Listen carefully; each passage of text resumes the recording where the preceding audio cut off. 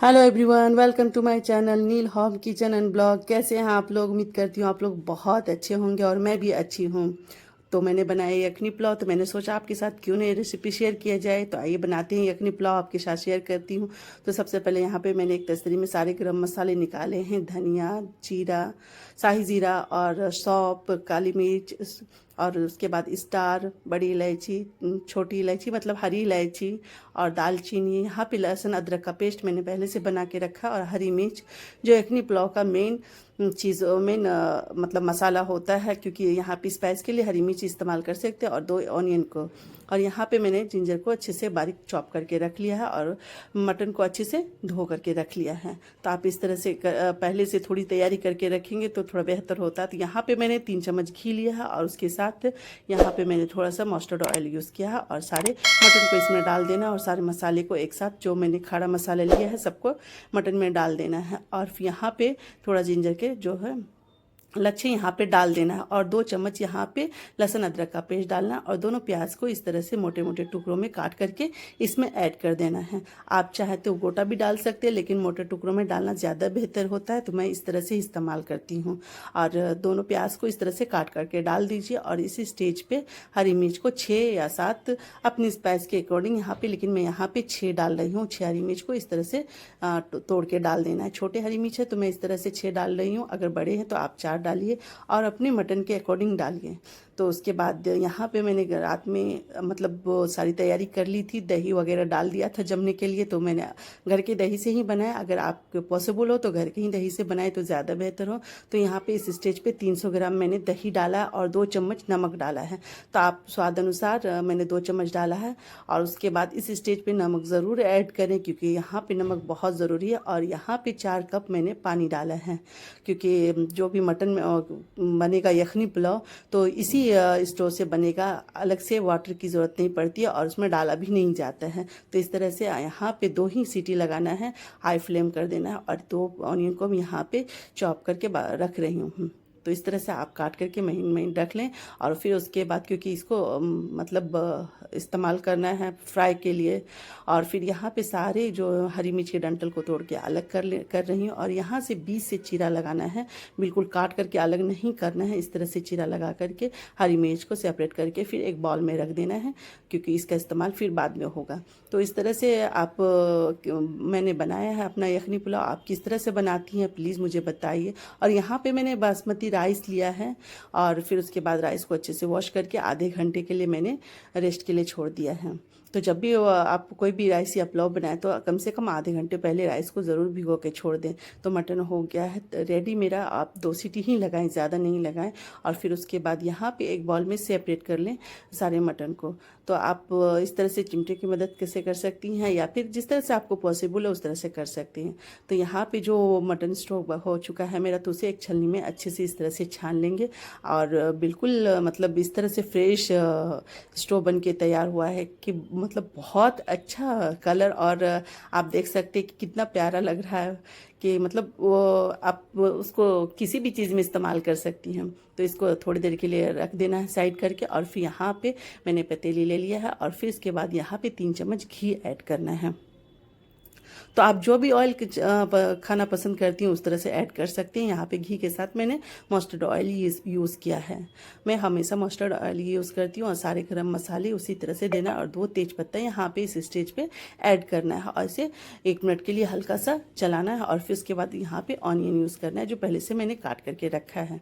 तो इसको अच्छे से फ्राई होने देना है, मतलब बहुत ज़्यादा फ्राई नहीं होने देना है, बस प्याज का कच्चापन हट जाए। और इस तरह से यहाँ पे को प्याज को फ्राई करते रहना है। और यहाँ पे 3 चम्मच मैंने दही लिया और दही को विस्कर की मदद से आप थोड़ा क्रीमी टाइप में उसको विस्क कर लीजिए। आप फोक की मदद से, स्पून की मदद से, किसी भी चीज़ की मदद से कर सकती हैं अच्छे से। और यहाँ पे मेरा प्याज हो गया है फ्राई। और उसके बाद यहाँ पे 2 चम्मच मैंने अदरक लहसुन का पेस्ट इस्तेमाल किया। इस पेस्ट को 2 मिनट पकाना है, मतलब तब तक पकाना है जब तक कि इसका फ्लेवर कच्चापन हट ना जाए।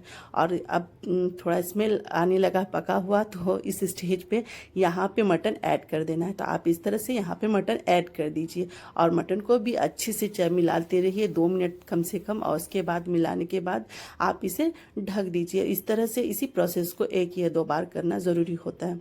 और जो मैंने पहले से दही को विक्स करके रखा है तो उसको यहाँ पे इस स्टेज पे इस्तेमाल करना है। और जो चावल को मैंने पहले ही 30 मिनट पहले ही फुला के रख दिया था, तो उसको आप यहाँ पे पानी उसका निकाल के उसे किसी छलनी में रख देना है या बाउल में ही रहने देना है। और फिर यहाँ पे मैं दही ऐड कर रही हूँ इस स्टेज पे। और दही जब ऐड कीजिए तो फ्लेम को या तो हाई कर दिया या तो लो कर दिए, तो मैंने फ्लेम को यहाँ पे लो कर दिया और इस तरह से इसे अच्छे से मिला लिया है मटन में। और आप तब तक मिलाएं जब तक कि दही अच्छे से मिक्स ना हो जाए। तो इस तरह से मिक्स करके अच्छे से मिक्स कर लीजिए। और इसी स्टेज पे गरम मसाला इस्तेमाल करना है। तो गरम मसाला मैंने घर में ही रेडी किया है और वो बहुत अच्छा सेंट है गरम मसाले का। तो आप घर का ही गरम मसाला इस्तेमाल करें, क्योंकि घर की चीज़ तो एकदम प्योर होती है। तो कोशिश करें कि घर का ही गरम मसाला हो, जितनी चीज़ें हो तो घर का हो तो अच्छा। तो इस स्टेज पे अब जो मटन का हम लोग ने स्टोव बना के रखा था, तो इस स्टेज पे यहाँ पे ऐड कर लेना है। तो अच्छे से फिर इसको मिला करके और एक स्ट्रॉन्ग मतलब इसमें उबाल आ जाए तभी ऐड करना है हम लोग को चावल। तो फिर यहाँ पे इसे अच्छे से ढक देंगे और फिर उसके बाद फ्लेम को हाई कर देंगे। आप देख सकते हैं कि अब मैं ढक्कन खोलूँगी और यहाँ पे एक स्ट्रॉन्ग उबाल आ चुका है। और इस स्टेज पे अब हम चावल ऐड कर सकते हैं यहाँ पे। तो ये सही टाइम है चावल ऐड करने का। एक बार मटन को चला देना है और फिर यहाँ पे चावल ऐड कर लेना है, क्योंकि इसमें पानी की ज़रूरत नहीं है और पानी नहीं जाना चाहिए। तो इसलिए मैंने पहले ही पानी छान के चावल का रख दिया था। और इस तरह से एक छलनी या किसी भी चीज़ की हेल्प से आप यहाँ पे चावल इस तरह से चारों तरफ फैला करके डाल दीजिएगा अपने पतीली में। तो यखनी पुलाव इतना मतलब टेस्टी बनेगा और इतना खिला खिला रहेगा कि आपको यकीन नहीं होगा कि आप अपने घर में और अपने हाथों से इतना अच्छा यखनी पुलाव अपनी फैमिली के लिए बना सकते हैं। और बहुत ईजी प्रोसेस है। आप देख सकते हैं फ्लेम को 5 मिनट हाई रखना है, फिर उसके बाद फ्लेम को लो कर देना है और हल्के हल्के हैंड से इसे चावल को पलटाना है। क्योंकि बासमती राइस तो सबको पता होता है कि बहुत नाजुक होता है। अगर आप ज़रा सा भी उसको करेंगे तो फिर वो टूटना शुरू हो जाएगा। तो इस बात का थोड़ा ध्यान रखना ज़रूरी होता है। पुलाव में या किसी भी चीज़ में, यखनी पुलाव हो या फिर बिरयानी हो, तो यहाँ पे मैंने फूड कलर ऐड किया है। तो ये ऑप्शनल है, अगर आप चाहें तो फूड कलर इस्तेमाल कर सकती हैं, नहीं तो फिर आप स्किप कर सकते हैं। तो मैंने फूड कलर इस्तेमाल किया क्योंकि मुझे पसंद है और वो उसका कलर बहुत अच्छा आता है हट करके।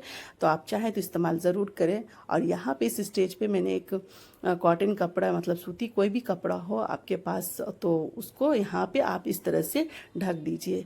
क्योंकि इस तरह से करने से होता है कि उसका जो ऊपर का पानी होता है वो नीचे आपके चावल को ख़राब नहीं करेगा। और इस स्टेज पे जो मिर्च पहले से चीरा लगा के रखा था, तो यहाँ पे इस तरह से डाल देना है। और जिंजर का जो मैंने बारीक काट के रखा था, तो उसको यहाँ पे इस स्टेज पे डाल देना। और यहाँ पे 2 चम्मच या 3 चम्मच आप घी ज़रूर ऐड कीजिए। ये ऑप्शनल है लेकिन ऐड करना बहुत अच्छा होता है, उससे फ्लेवर भी अच्छा होता है और चावल एक दूसरे से बिल्कुल हट करके अलग अलग रहता है। आप देख सकते हैं कितना खिला खिला हुआ चावल हुआ। और कलर जो फूड कलर डाला है उसकी वजह से यखनी पुलाव का कलर बहुत बेस्ट आया और खाने में बहुत टेस्टी था। आप एक बार ज़रूर इस तरह से बना के देखिए, यकीन मानिए आपको इतना पसंद आएगा कि आप बोलिएगा कि हाँ तो हमेशा बनाना है। और जब आपका 5 मिनट हो जाए और इस तरह से आप डाल दें, तो फिर एक तावे की मदद से आप यखनी पुलाव पे रखिए। 20 मिनट रखना है इस तरह से। तो टोटल 25 मिनट रखना है। 5 मिनट हाई फ्लेम पे रखना है और 20 मिनट कम से कम लो फ्लेम पे रखना है। तो इस तरह से हल्के हैंड से आपको पलटाना है। आप देखिए चावल एकदम से पक चुके हैं। और यहाँ पे मैंने चढ़ा दिया है कढ़ाई, और कढ़ाई में मैंने थोड़ा सा मखाना डाला है, क्योंकि मखाने से तो बहुत कुछ बनता है। तो यहाँ पे मैंने सोचा रायता में क्यों ना डाला जाए, तो मखाने को हल्के हल्के फ्राई कर रही हूँ और इस स्टेज पे थोड़ा नमक ऐड कर रही हूँ मखाने में। आप यकीन मानिए इस तरह से आप ज़रूर बनाइए एक बार रायता, तो आपको बहुत पसंद आएगा। तो आप लोग मेरे चैनल को प्लीज़ सब्सक्राइब कीजिए और मुझे बताइए कि किस तरह से आप लोग यखनी पुलाव बनाते हैं और किस तरह से और भी चीज़ें बनाती हैं। कमेंट सेक्शन में लिखिए और मुझे बताइए कि मेरा खाना कैसा लगता है आपको। प्लीज़ आप लोग मेरे चैनल को सब्सक्राइब ज़रूर किया कीजिए और कमेंट तो बिल्कुल ज़रूरी है। और उसके लिए आप बिल्कुल मतलब मैं रिक्वेस्ट करूँगी कि कमेंट ज़रूर किया कीजिए और सब्सक्राइब भी किया कीजिए। तो यहाँ पे मैं बरिस्ता बनाने के लिए ऑयल डाल चुकी हूँ और यहाँ पे प्याज डाल करके क्योंकि ऊपर से यखनी पुलाव ऐसी ज़रूरत नहीं होती है, लेकिन गार्निश के लिए मैंने थोड़ा सा बेरिस्ता बनाया है और गार्निश करने के लिए यखनी पुलाव के लिए। और यहाँ पे प्याज को मैं चॉप कर रही हूँ रायते के लिए। तो आप इस तरह से रायते के लिए प्याज चॉप अक्सर लोग करते ही हैं, ये कोई अलग चीज़ नहीं है, लेकिन मैं यहाँ पे बता रही हूँ कि इस तरह से मतलब बनाने से बहुत अच्छा लगता है यखनी पुलाव में। बिल्कुल सिंपल इजी रायता है और तो फटाफट ही बन जाता है। कोई भी गेस्ट आए तो आप फटाक से इस तरह से रायता बना सकते हैं और उसे बहुत पसंद आएगा। तो इस तरह से मैं इधर बेरिस्ता भी बना रही हूँ और इधर रायता की भी तैयारी कर रही हूँ। तो मेरा बेरिस्ता बन के तैयार हो चुका है। जैसे कि मैंने बनाया कि सिर्फ मैंने गार्निशिंग के लिए ही बेरिस्ता काटा है, मतलब फ्राई किया है। और यहाँ पे मैंने हरी मिर्च ले लिया स्पाइस के लिए, रायता के लिए 2 या 3 हरी मिर्च, जो आपको जितना आपको तीखापन चाहिए उसके अकॉर्डिंग ले सकती हैं। तो मैंने यहाँ पे ले लिया है। और उसके बाद बच्चों के लिए मैं पहले ही निकाल देती हूँ, रायता हो या जो भी चीज़ हो, क्योंकि बच्चे को हरी मिर्च स्पाइस ज़्यादा पसंद नहीं होते। और यहाँ पे मैंने टमाटर लिया, हाफ़ ही टमाटर इस्तेमाल किया। और यहाँ पे मैंने धनिया पत्ती थोड़ा ज़्यादा डाला और इस तरह से धनिया पत्ती। और मुझे तो धनिया की पत्ती बहुत पसंद आती है किसी भी चीज़ में, मुझे इसका फ्लेवर सेंट बहुत ही पसंद आता है। और इस सब चीज़ को मैंने काट करके अलग से सेपरेट कर लिया है। और फिर यहाँ पे मैं रायते की अगला प्रोसेस करूँगी। सबसे पहले यहाँ पे मैंने एक बॉल लिया और बॉल में मैंने दही लिया और दही को मैं 1 चम्मच चाट मसाला, 1 चम्मच काला नमक और इन सब चीज़ को अच्छे से मिक्स कर लेना है। विस्कर की मदद से या फोक की मदद से, जो भी आपके पास अवेलेबल है उस तरह से कर सकते हैं। और यहाँ पे ऑनियन और उसके बाद टमाटर और हरी मिर्च डाला है, धनिया पत्ती डाला है मैंने। इन सब चीज़ को फिर अच्छे से मैंने मिक्स कर लिया है। और मिक्स करके यहाँ पे थोड़ा सा भी आपके पास अगर चना है इस तरह से, तो मेरे पास स्प्राउट था चने का, तो मैंने यहाँ पे अक्सर मैं बना के रखती हूँ, तो यहाँ पे ऐड कर लीजिए। और जब भी आप रायते में इस तरह से ऐड करेंगी तो रायते का फ्लेवर बिल्कुल डिफरेंट आएगा आपको।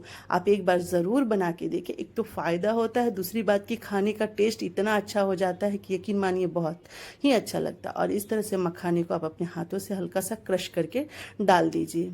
आप ऐसे ग्राइंडर में भी कर सकते हैं, लेकिन हाथों से क्रश करके ज़्यादा अच्छा होता है, क्योंकि ज़्यादा इसमें ये मतलब महीन नहीं चाहिए, बस हल्का सा क्रश करके डालिए और बाकी कुछ ऐसे ही डाल दीजिए। और यहाँ पे मैंने थोड़ा सा 2-4 पत्ती पुदीना का लिया है। आप फ्रेश पुदीना पत्ती डाल सकते हैं, इससे हल्का सा आपको वो पुदीने की जो स्मेल है वो बहुत ही अच्छी आती है। तो आप किसी भी गेस्ट के लिए अगर इस तरह से बनाएंगी तो यकीन मानिए आपकी तारीफ करने से वो मतलब पीछे नहीं रहेंगे। और यहाँ पे मैंने थोड़ा सा आइस क्यूब का इस्तेमाल किया है। और इस तरह से बस आपका रायता रेडी हो गया। आप एक बाउल में ट्रांसफ़र करके आप अपने गेस्ट के लिए सर्व कर सकते हैं। आप देख सकते हैं कि मैंने इस तरह से रायता तैयार कर लिया और यकीन मानिए बहुत ही अच्छा टेस्टी बना था। मेरे बच्चों को बहुत पसंद आया, यकीन मानिए आपको भी बहुत पसंद आएगा। और इस तरह से आप थोड़ा सा धनिया पत्ती से और गार्निश कर लीजिए। हल्का सा लाल मिर्च पाउडर से मैंने गार्निश किया था यहाँ पे, और थोड़ा सा चाट मसाला से। और जो मैंने प्याज का बेरिस्ता बनाया था तो हल्का सा उसको मैंने गार्निश किया। उसकी ज़रूरत नहीं है, लेकिन आप चाहें तो कर सकती हैं, वो स्किप कर सकती हैं। बस ये रेडी हो गया आपका एक प्यारा सा और ठंडा ठंडा रायता। तो यहाँ पे हल्की सी धनिया पत्ती से मैंने गार्निश किया है और थोड़ा सा मैंने बेरिस्ता डाला है। तो आप किस तरह से बनाते हैं रायता, तो उसका आप मुझे ज़रूर बताइए। और उसके बाद मेरा रायता का आपको कैसा लगता है, एक बार आप ट्राई करके ज़रूर देखिए। इस तरह से आपको इतना पसंद आएगा कि मेरे ख्याल से आप दोबारा ज़रूर बनाएंगी। तो आपको कैसा लगता है मेरा रायते का रेसिपी या फिर और भी रेसिपी।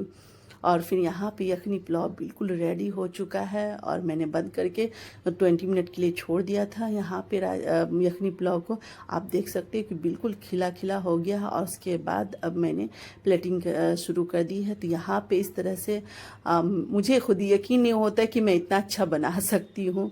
मतलब आप एक बार ज़रूर ट्राई कीजिए कि मतलब घर पे इतना अच्छा बन जाता है तो फिर बाहर जाने की कोई ज़रूरत नहीं होती है।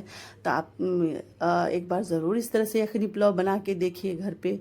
और फिर कमेंट सेक्शन में ज़रूर बताइएगा कि आपको कैसा लगा मेरा यखनी पुलाव। और मेरे चैनल को ज़रूर सब्सक्राइब किया कीजिए।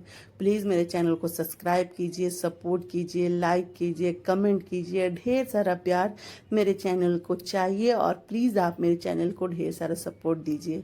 और यहाँ पे मैंने बेरिस्ता और धनिया पत्ती से स्प्रिंकल कर दिया है, आप देख सकते हैं। इसीलिए मैंने बेरिस्ता थोड़ा सा तैयार किया था यखनी पुलाव के ऊपर स्प्रिंकल करने के लिए, गार्निश करने के लिए। लिए। तो उससे होता है क्या, दिखने में बहुत अच्छा लगने लगता है। ऐसी ज़रूरत नहीं होती है मतलब किसी भी चीज़ के लिए यखनी पुलाव में बस इतना ही, यखनी पुलाव में जितने मसाले मैंने पहले डाला वही सफिशियंट है। बस सिर्फ गार्निश के लिए थोड़ा सा मैंने बनाया था। तो आप ऑप्शनल है, आप यूज़ कर सकती हैं और स्किप भी कर सकती हैं। तो रायता और यखनी पुलाव रेडी है, बन के तैयार। आप एक बार